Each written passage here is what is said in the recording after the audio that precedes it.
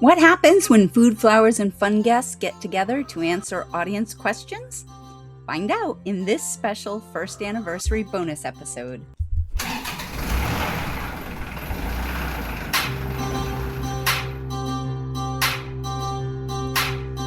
If you're the woman who does it all, farm work, housework, bookwork, homework, getting up at the break of dawn, this is the podcast for you. How do you multiply by fractions now? Get away from the cares of the day. Restock, rootstock, feedstock, seedstock. Chat with women around the world who raise food, flowers, and fun. With your host, Kay Castrataro. That's me. Our 1 year anniversary was August 1st. This is totally a huge thing for me because I kind of started this without having any clue of what I was doing, which I'm sure comes as a huge surprise to all of you that I might do such a thing. But I've had such a blast with all of you. This topic, it starts with a farmer. When you signed up, I asked people to include questions. And so these are questions from both listeners and people who have been podcast guests.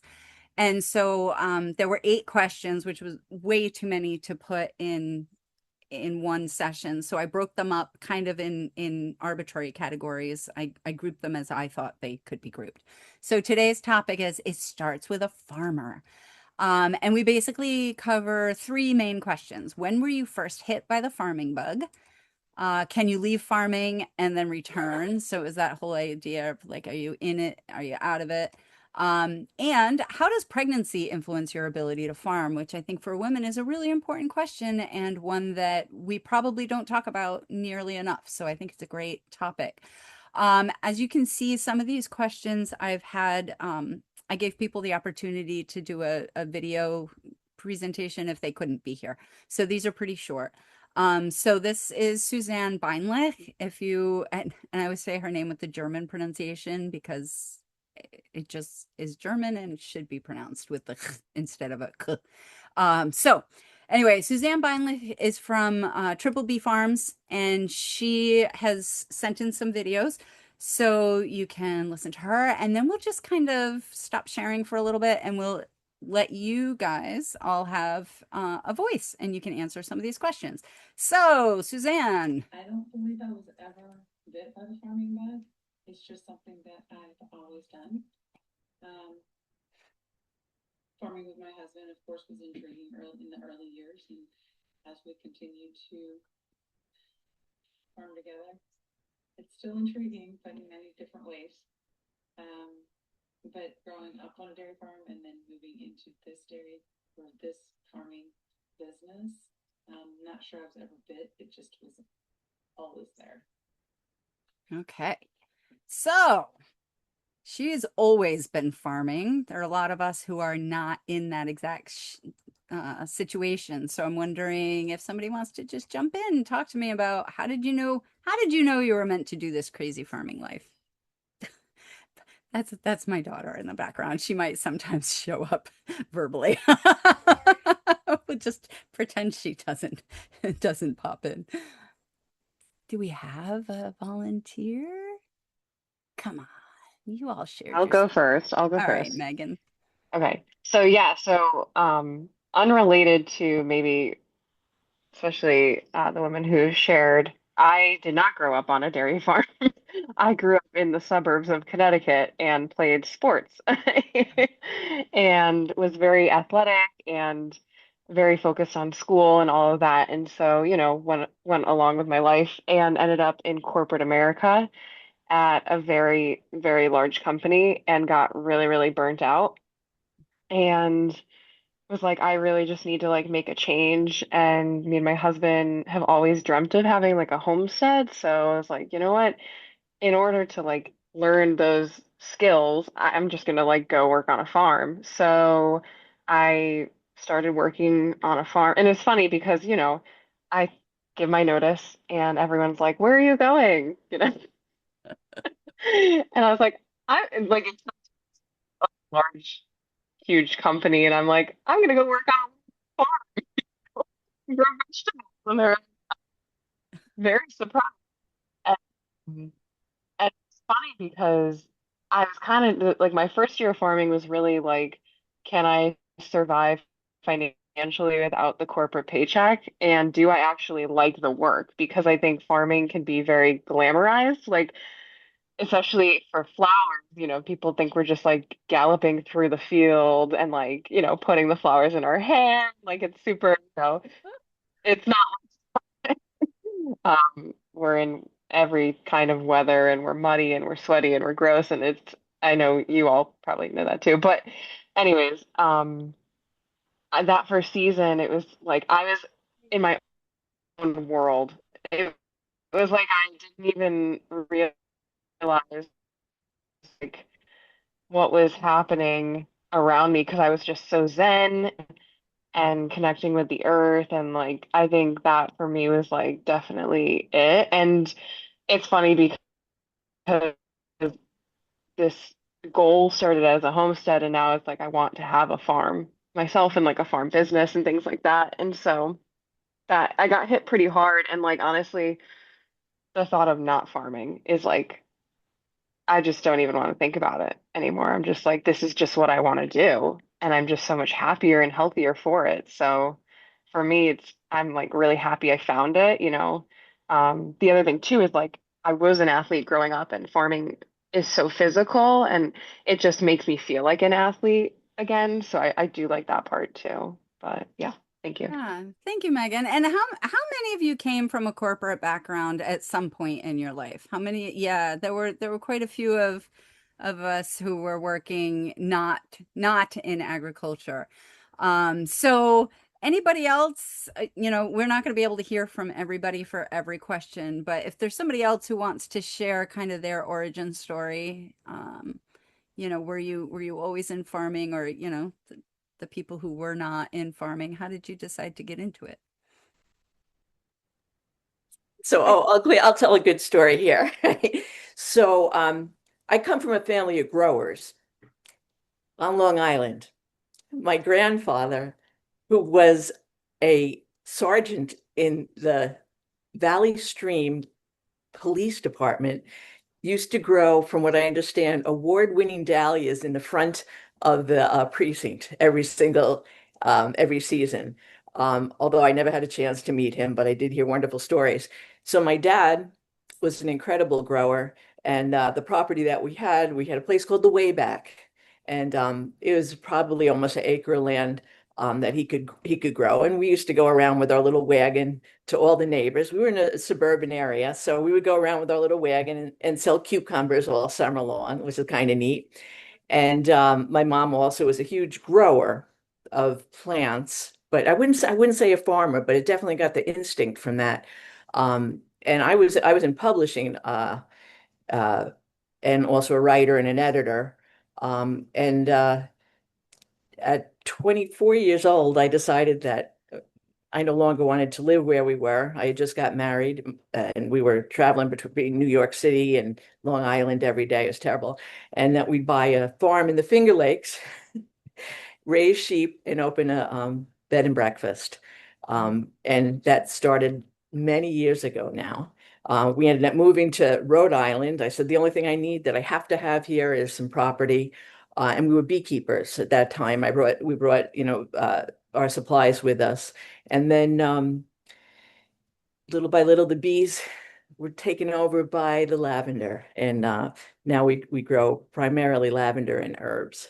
So yes, I always had the bug somewhere, and I love propagating things. Absolutely. My Mm. fascination isn't with a finished product. My fascination is the ability to take a seed and to take a root and to get a new plant. It's almost like coupons. You have this one thing and you can make a Once upon hundred. a time, boys and girls, there were these things called coupons, and we used to That's clip them out right. of the newspaper, and we Mhm. used to bring them into the grocery store, and we got money off of our bill. It was There very you exciting. go. Yeah, for me, that's it. For me, farming is a bargain, even though we all know it's not a bargain on the economic end, but that you can make things Yeah. out of, this little tiny seed, and you can feed 100 people from it. It's incredible. Yeah, So I gotta thank tell you. you, that propagation thing, there's something about that that totally scratches my itch too. Like, I love spider plants because they are just like the queen of propagation. I end up with all these little tiny spider plants in pots everywhere, and like how many spider plants can you possibly have? Or, but everything it breaks off, and I'm like, oh, I can root another one, and then I've got like all these little plants everywhere. Totally love that. And for those of you who, I'm gonna move us along just because we have some other good discussion topics, but fortunately, you can all find out about everybody's farming origin story by listening to each other's podcasts. Shameless plug. So, so let's move to the next question, which is, can you leave farming and then return? And I'll let Heather introduce herself because she does a great job of doing that. I'm Heather Meehan, the owner of the Daisy Edition Flower Farm. Responding to some of the questions that Kay sent over. I have I have an off-farm job. I have always had different sources of income the entire time that I've been farming. And after my first year that I started farming, I actually went back to working in education, which is what I had been doing previously. And at that time, I didn't think that I wanted to farm full time, but when I stopped doing it, I was like, no way, I need to be outside and not here. I just could feel it in my bones. And, I've taken time off here and there. Obviously, I took some time off for maternity leave, but I did start back slowly with some planting and seeding after probably 4 weeks postpartum. You know, it's different because I run my own business and I can decide what my level of comfort is. I think it's tougher when you work for someone else, but my dance with farming has been always leaving it in order to come back to it, or finding ways that I can set up the rest of my life so that I can continue farming. And before I move on, I want to thank Candace for telling me the sound was too low because I can only hear it on my computer, so that was great. One of the things I love about Heather's comment is that she's always leaving farming to go back to it. And I think some of us have had that experience, and we'll, hear from the rest of you after we listen to Suzanne for a minute. I'm not sure that I can say that I've ever left farming. Grew up on a dairy farm, and I've been farming with my husband for the last almost 30 years. So I'm not sure I've ever left it. I think that there have been periods of time where I've worked in other forms of agriculture, in agricultural sales, but I've always had a hand in some form of farming. I'm thinking this is probably a question that is maybe pointed towards, should I take a break and then decide if I really want to do it longer for my lifetime? Or it could be one that is, maybe you need to take a vacation. Taking a day or two off, I think, is necessary. Making sure you're leading a healthy lifestyle with exercise and movement every day. Not just working movement, but exercise movement helps you clear your mind and stay mentally fit as well as physically fit. So leave it to Suzanne to, tap into one of my favorites, which is how do we take care of the mental and physical health of farmers so that you can stay farming for a long time. Anybody who's spent any time with me knows that's a big passion. But let's talk about that, taking a break from farming. What does that look like for you? First of all, has anybody taken a break? Have you been in farming and then gotten out of it and then gotten back into it? Oh, a couple people. All right. Elizabeth and Jess, somebody want to speak to that? What was your experience? What worked and didn't work for you? Well, mine's not the same kind of farming. I used to have a horse farm. So, but same idea of animal husbandry. Mhm. And I did that for 10 years from the time I graduated college until I was 30, sorry. And thought, I kind of saw my future and was like, man, I've been tied to these animals for 10 years nonstop. Everyone else is getting married and having babies and doing the normal thing. And I'm at a horse show every holiday weekend and, just didn't have the normal life. So had a little bit of fear of missing out, I think, and had an opportunity to sell that business and went to the like what everyone else was doing. And I did that for 10 years and I thought I was going to lose my mind. I think maybe I actually did, but anyways, But you just found it again. You I freaking did, yeah, just really had to find what it was. That 10 years was good. I was young, but it was good. And there were a lot of things that kept me grounded and that I was fine to miss holidays and I was fine to dedicate my life to that. So to revisit that, but from a conscious decision versus, being stuck on a farm without a choice. So Yeah, that's a coming really back to it with agency is huge. Yeah, I think that's a really interesting idea because I talk to a lot of farmers who think that it's kind of like an in or out sort of thing. Like you get one choice and you're either in it or you're out of it. And once you make that decision, don't even think about trying to change. And I just totally reject that idea because we really do go through different seasons of our lives. And so much changes. I didn't think I was going to be in agriculture at all when I did not want a dairy farm any more than when I was dairy farming. Let me tell you, I do not love cows. Sorry to the cattlemen in the group. Like they're not my babies. Like I can put up with them and they're fine, but I don't like the way they smell. It's not like being with horses where I'm like, "Oh, I just love the smell of horse manure." Yeah, no, not with cows. Not at all. And so when I left from the dairy farm and went to college, I was like, yeah, I'm not doing that with my life, and did a few other things and then came back to the farm and was like, wow, I really missed this. And I didn't realize how much of that was really in my bones. And I have now spent pretty much the rest of my life working in and around agriculture in one way or another, even if it wasn't directly farming. And right now I'm a single mom, two kids. Like farming is not on my agenda. And yet I get to work with all of you amazing farmers every day. And I feel like that's such a blessing. And so I think that's fascinating that you can have that in and out and make a conscious decision on both ends. So Jess, you were saying that you've done a little bit of that as well.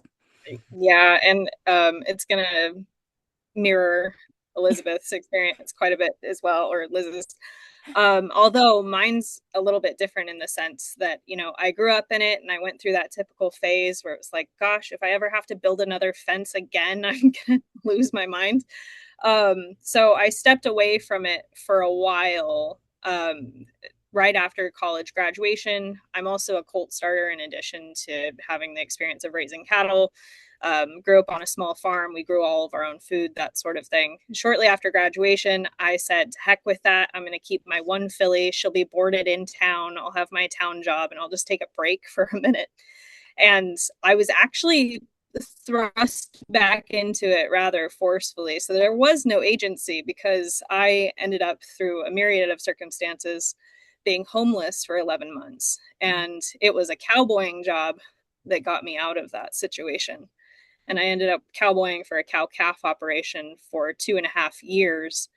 And for various amounts of reasons, that particular operation ended up not being a good fit for me. So kind of similar thing happened where I was not totally happy with the operation I was working at. And in addition to that, at 26, I was thinking to myself, man, all of my friends are getting married, having children, they're progressing in their careers. Am I crazy for just sticking with this? And so I also experienced that FOMO to a certain extent. Ended up meeting my partner who I would end up getting engaged to. And I went from living on a 2,000-acre cattle ranch here in California to living in a postage stamp sized apartment in Dallas and with my neighbors this far away from me. And for a while, it felt really nice because kind of same thing. I just had my one Hancock mare that I had at the time, and she was boarded in town, and it cost a lot of money, but somebody else was cleaning her stall, and I just got to enjoy her. But after a while, especially experiencing COVID and the quarantine that happened, I started to get a little bit restless. And fast forward from there, there were a good 5 or 6 years where I wasn't involved in ranching at all. And now, within the last couple of years, I got back into it. And I currently refer to myself as a part-time cowboy because I still have my 9 to 5 job that I work remotely. And then I work part-time helping my landlords out with their cattle operation. Like I said, they're team ropers and they raise roping cattle. And they also have a boarding barn that I manage. So this time around, it's more agency, but I think it just reaffirmed for me that this is something that I'm going to keep coming back to, and that bug is definitely there. Yeah, and what I'm hearing as well, Jess, is that whole like the 3 jobs, the 4 jobs, like the full-time job and the full-time volunteer job and the full-time taking care of your own animals job. And how many of you work or have worked outside jobs while doing your farm at some point? Like I think most of you, if not all of you, all of you.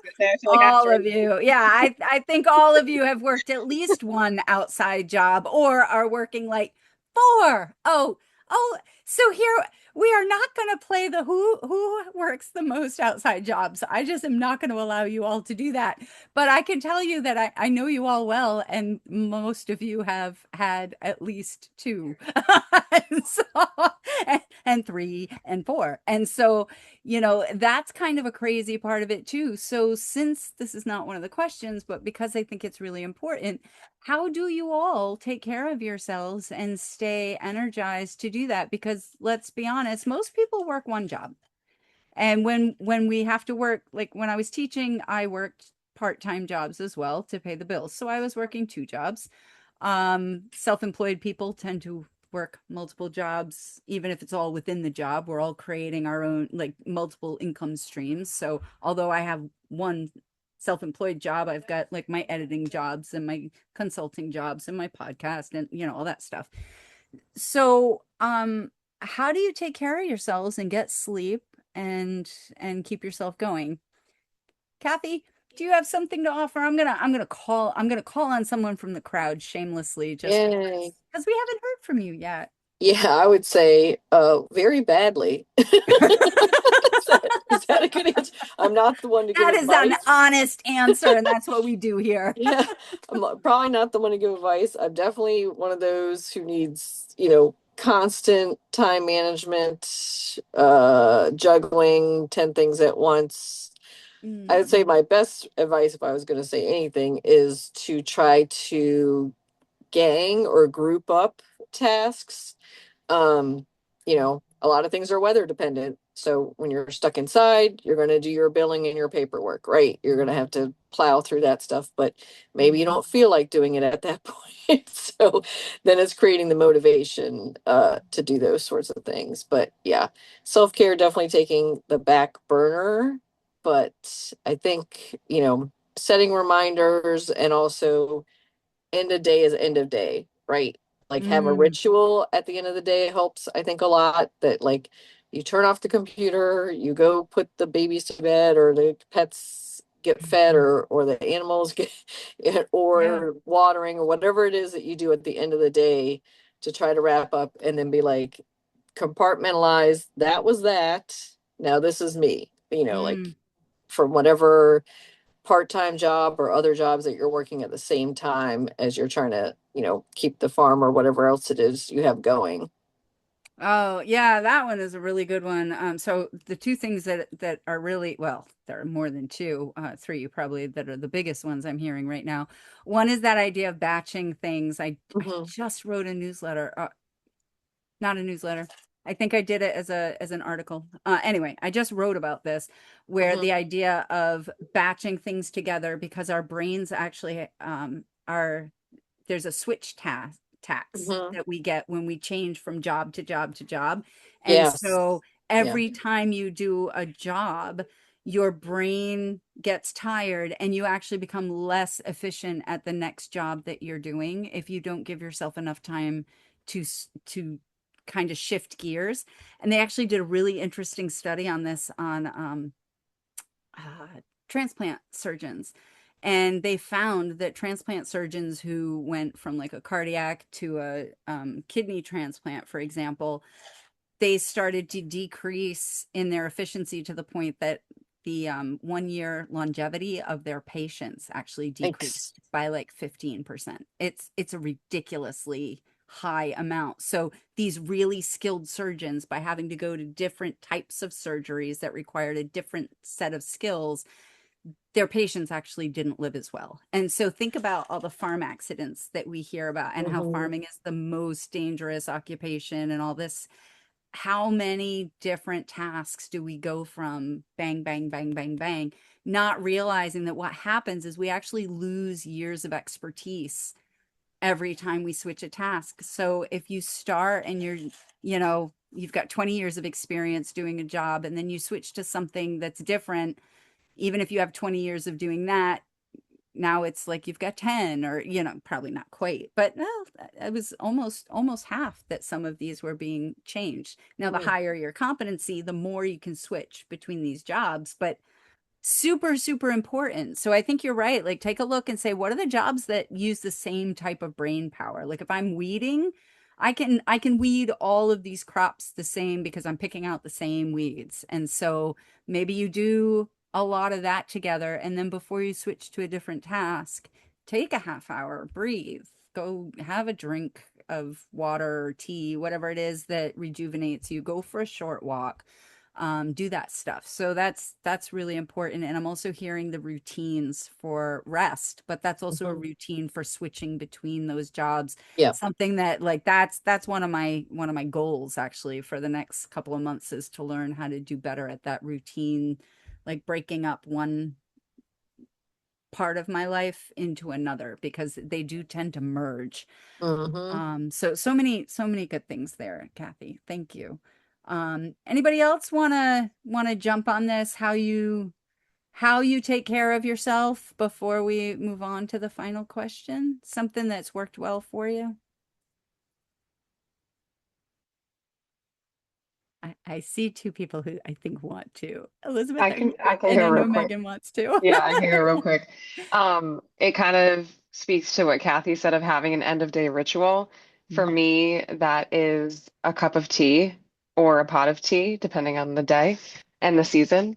Um, and I, so this started even before farming. Um, Having a yoga practice is very important for me, and it's a commitment I make to myself to get on my mat every day, even if it's for 15 minutes or if it's for an hour and 15 and like at a studio. So I make that commitment to myself, and I end most of my days on my yoga mat, and it's a really nice way to just like settle, connect with my breath, and like really decompress before I like go to sleep. And I sleep so much better because of it. So yeah. Thank you for that. Yeah. Or a quiet meditation. Like, there are lots of, oh, Kathy's a yogi. She's a yogi too. Elizabeth, did you have something that you wanted to add to that?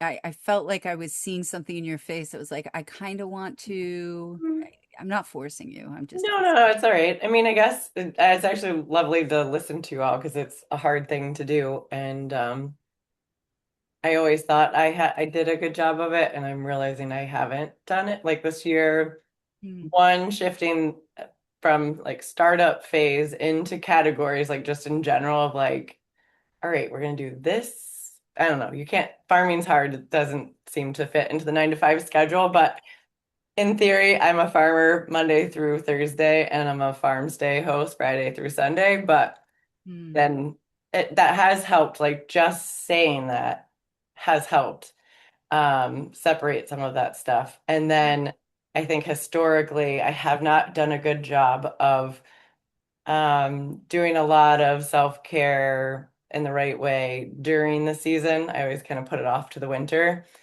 And in the last year and a half, I've gotten better, and through this year I have, and I'll never let it go after this. It's like kind of like the yoga mat, like I'm gonna make that commitment to myself. So Yeah.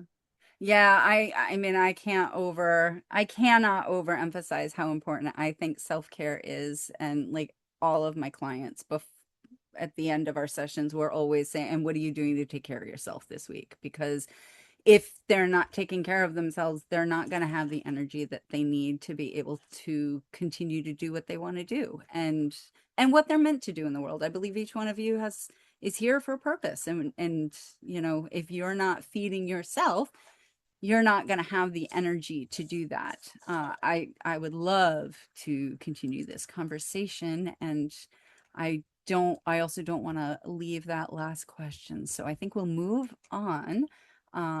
But we'll definitely probably. I'm not sure. Oh, keep going. There we go.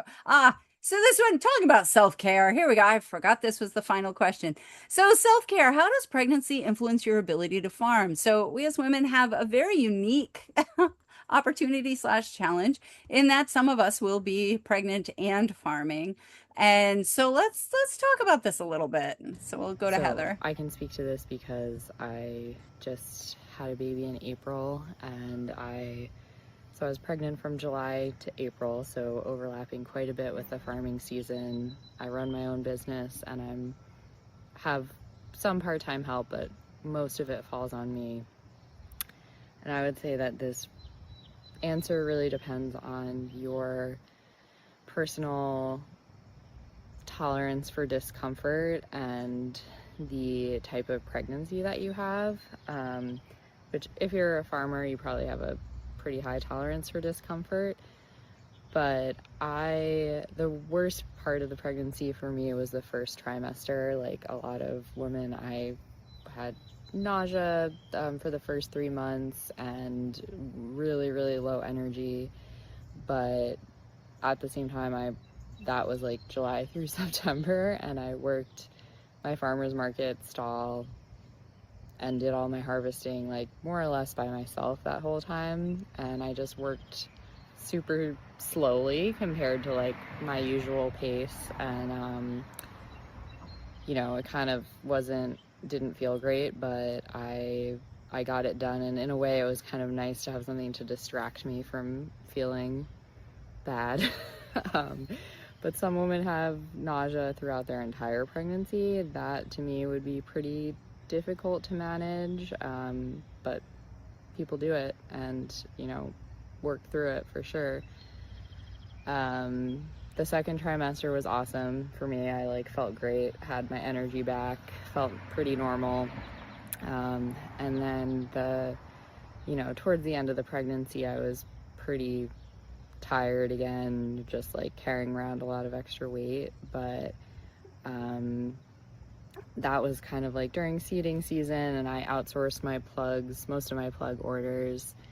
But, you know, after my son was born, I was able to do some seeding with him in the carrier. And obviously a lot of farming is like planning and stuff that's not working in the field. So I think it depends if you're working for yourself, if you're working for someone else, what level of flexibility they have.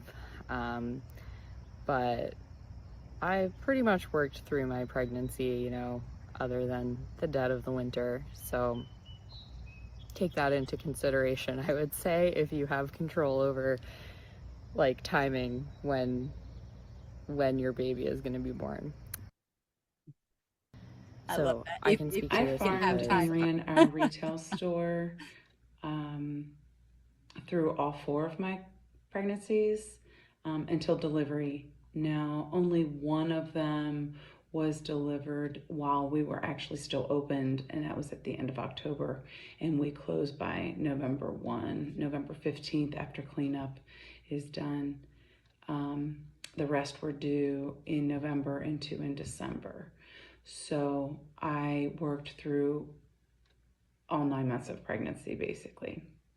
Of course, listen to your body and listen to your doctor would be my best advice.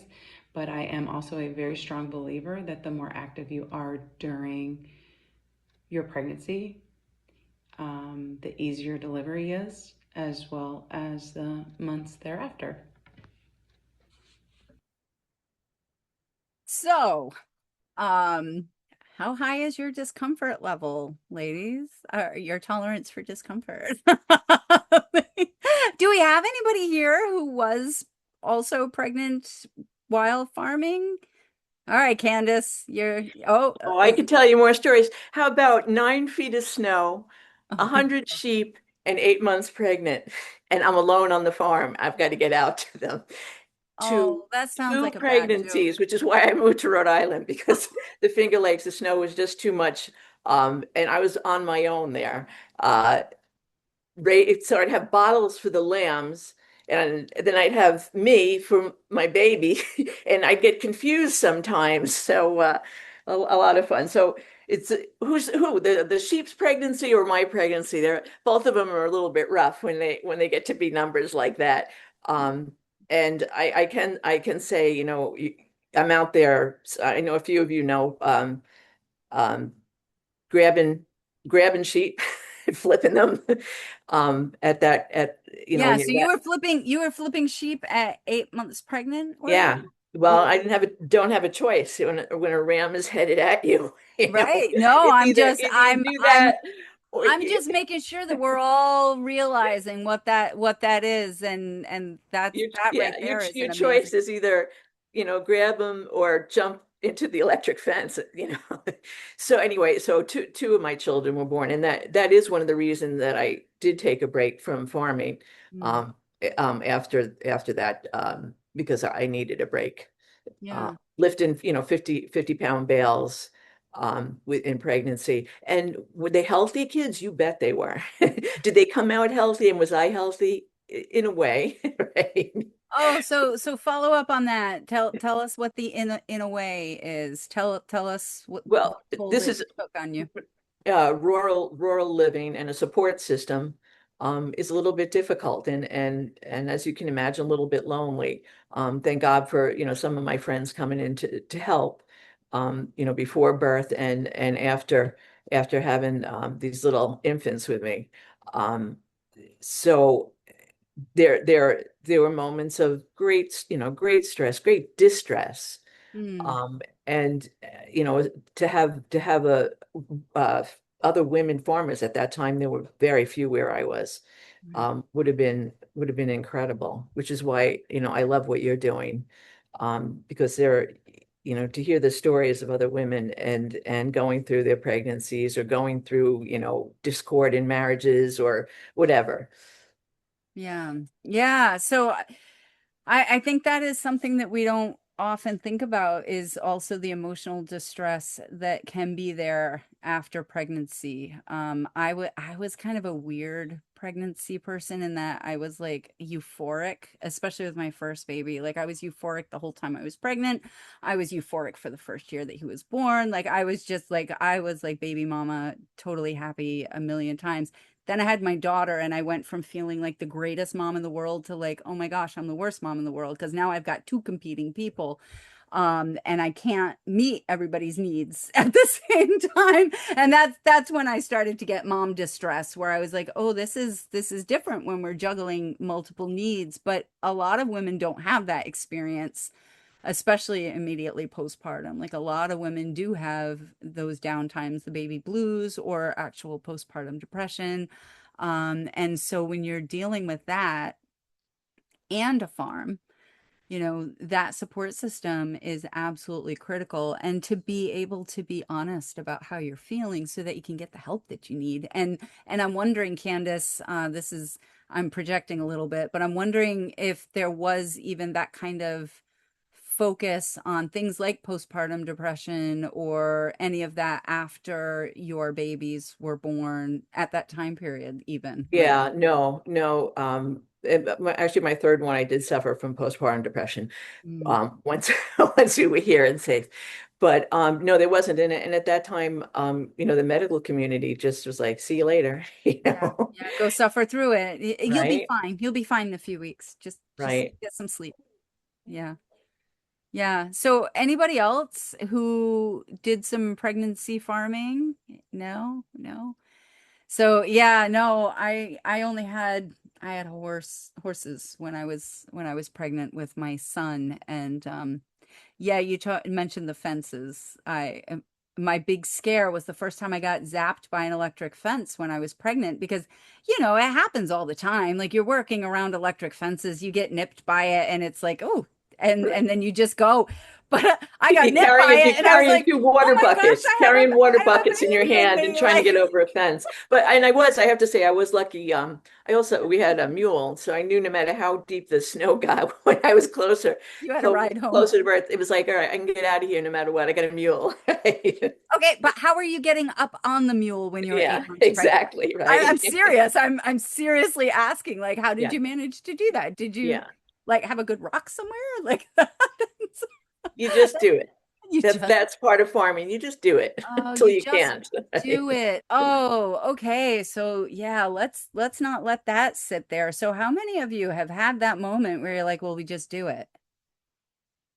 No matter how much you're sad, you're hurting, you're tired, well, I just have to do it. Am I the only one who's heard farmers say that before? No. And so I'm curious about how we can maybe start to shift that a little bit. How do we decide what maybe is more than we should be doing? How do we get that help? Like, Candace, I hear you say you got to a point where you're like, this doesn't work for me anymore. We're moving to Rhode Island. Get away from the snow because I can't do this. Which is totally smart. I used to live in Western New York, so totally get that. Uh, yeah, my first winter there, we were sledding over the tops of all of our 3-strand electric fence because the snow was so high that we could just sled right over the top of it. As our cows also walked over the tops of our electric fences, barbed wire. Actually, at that time they weren't electric; they were barbed wire. Um, but talk to me. What do you think about that? Where is that line between what is strong farm women and what is just sadomasochism? I'm serious. I would love to help me Um, out here. so I have like two thoughts on that. The first one that came to mind is just obviously like, what are your values? And for me, it's like long-term health and vitality. And if I'm prioritizing that, I'm going to just kind of look at the situation and like think about how is it going to impact me long term, you Mm, know? That's why like when I was starting to farm, I like went to a gym and trained for farming. And people were like, "You're crazy." And I was like, "No, you're smart. crazy." Yeah, because it's just there's muscles. I worked a desk job before. There's muscles I just didn't ever use, so I needed to like prepare my body for that, you know. But And the other, farmers notice that as they change seasons, by the way, like, or they change types of farming. Like when we went into dairy farming, we had been crop farmers before, so we did lots and lots of crop farming. But milking cows, milking a oh my herd of God. 50 cows is totally different than that. You're using a set of muscles that you don't use the same way. And you're not doing it once or twice, you're doing it hundreds and hundreds of times twice a day. And so, no, I definitely, I remember actually doing an article where I found a website that does like they had a whole bunch of exercises specifically targeting muscles that farmers would use that in the springtime they were like start doing these exercises Mhm. because you haven't been using these muscles all winter unless like Right. Megan they're out there working in a gym. And what was your second point? Sorry to interrupt there. So the second point of like just muscling through and like get and just doing it, right? Like I feel like that's just ego. Mm, Um, yeah, and so I think this is also where like my yoga practice comes into play because I have to work through my ego a lot on my mat and um and I talk about it all the time too. Like I also teach yoga and so I'm like it, if you're here in class like with other people around, right? Like it's not about them. Like you're not here to perform. It's about you on your mat. And so I also take that into consideration when I'm on the farm too. It's like I'm not performing, I'm not trying to prove anything. but trust me, like as an athlete, like I am competitive and like there's parts of me that like does want to do that. And I think it's also different though. Like I always joke, I'm like, the plants are alive, but animals are just like a little like you if you have animals, you, you have to you just so Yeah. I'd be curious to hear from the animal farmers of that perspective of like you don't sometimes you just don't have a choice because like animals are a little more alive than the plants, you know? Well, that was exactly what Candace, I think that's what Candace was Right. alluding to with her sheep, that she's like, hey, I've got sheep that are lambing and they need care too. So yeah. And There, there were we have there were quite a few plenty livestock growers here, farmers. there were plenty of nights when I had two lambs in the bed with me and a baby, right? Trying to Oh my keep two of word. them alive, and knowing my baby would be okay. Right? Oh my word. Yeah, if I don't know, I'm I starting to think this would be a really interesting topic to do a whole workshop on. Jess, what have you got for us? think there's because that's a really tough question to answer when it comes to livestock. It is. Uh, so I think, I mean, Kay, you know me well enough at this point to know that I'm an absolute workaholic. So this is, um, I think you have to have a lot of situational awareness, which having experience is really beneficial in that department. Um, if an animal's got themselves in what could potentially be a hairy situation, you got to kind of look around and decide, okay, what are the chances that this calf is just going to go back through the fence to where he belongs, and versus going out in the middle of the street and getting hit by a car or something. Yep. And yeah, at that point, it sounds kind of terrible, but really it's at the end of the day, is somebody gonna get sick or injured or pass away? And at that point, if there's no risk of that, but I'm putting myself in situations that, kind of like Megan was saying, potentially cost me my own long-term longevity and health, then I need to take those things into consideration. And if the chances of that animal getting sick or injured or passing away are not very high, then I'm better off to kind of not put as much effort into it. But yeah, that's a super tough question to answer when it comes to livestock. And you just really have to have a lot of situational awareness and a sort of a strategic decision making kind of mindset when it comes to those kind of things. Yeah, Jess, I think that's a really great answer. Because I am thinking about the whole Megan's talking about keeping her vision and her goals as and her values at the forefront, and that helps her to make those decisions.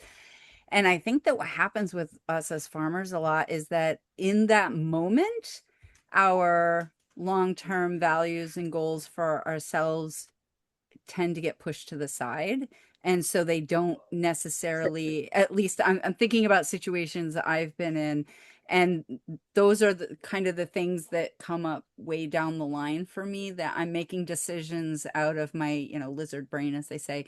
Like I'm making decisions in the moment, or this is what it just needs to happen this way. Like this is the way people tell me I'm supposed to do it. And I don't even give myself the space to think through whether or not what I think is necessary is really necessary. And so I feel like there are many, many layers to that, and something that as farmers, it would really behoove us to try to start creating a slightly different pattern of thought for ourselves, that we do keep our values right up in front, but then make it a practice when it's calm to start asking ourselves those questions. Like, is this going to benefit my long-term goals? Is this something that's necessary, or is it just something that people tell me is necessary? Because the two things are entirely different most of the time. So, but I think we don't take that reflective approach as much. And it is a practice, just like yoga is a practice, just like weightlifting is a practice, just like roping is a practice. Like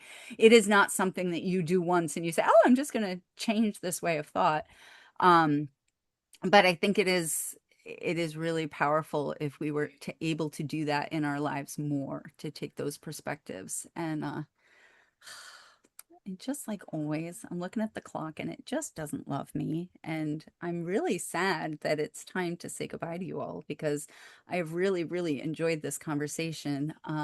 So I guess wrapping it up, I want to first of all thank all of you for being a part of my circle, for coming into the world of food, flowers, and fun, and giving me so many amazing people to know and to get to talk to, because honestly I feel like I'm probably the person who has benefited the most from this, just by being, oh, look at the hearts, you guys are beautiful, just because I really value all of you and have learned from all of you and continue to think of you a lot and refer to you all the time. Actually, I refer people to my podcast guests all the time. So what I would like to say is that the first 5 people who signed up will be getting an email from me with their special gift. They are getting a year's subscription to Midweek Refuel. So if you had fun in this conversation, if you found value in it, if you were like, that's something I hadn't quite considered that way, you would really love Midweek Refuel. We meet on Wednesdays at 10 a.m. Eastern. If that time is really awful, but I get a bunch of people that are like, hey, I'd rather do a different time for Midweek Refuel and I can get enough people to do another time, I would be happy to do that. I just had to pick a time. So I just picked some random time and said, let's go with it and see, I was thinking coffee break, but I think that probably wasn't a great idea. So, anyway, everybody here, actually, let me make sure I've got a recording. I will get everybody who is here will also get my right away stress guide. So that's like it's got journal prompts in it for each day. It's got 31 journal prompts, and you can spend like 5 minutes a day just kind of writing through something, and it will help you to focus and reduce your stress. So it's kind of one of those self-care things that we were talking about earlier. Yeah. So any last statements or comments before we go? Anything else? Thank you, Kay, for doing this, and congratulations on the podcast. Oh, thank you all for being a part of it, and have a great night. Oh, look at you guys. So have a great night, everybody, and definitely listen to the podcast, but anytime I can support you, let me know, because I love all of you. I really do. So thank you very much and have a great night. Bye. Congratulations. Thank you so much. Bye-bye. Let's do it again. How do you multiply by fractions now? Farmworks calling, our show is all done. Goodbye, farewell, so long, adieu. See you next week, same time, same place for food, flowers, and fun. Go in peace. Visit us at www.penlightfarmers.com.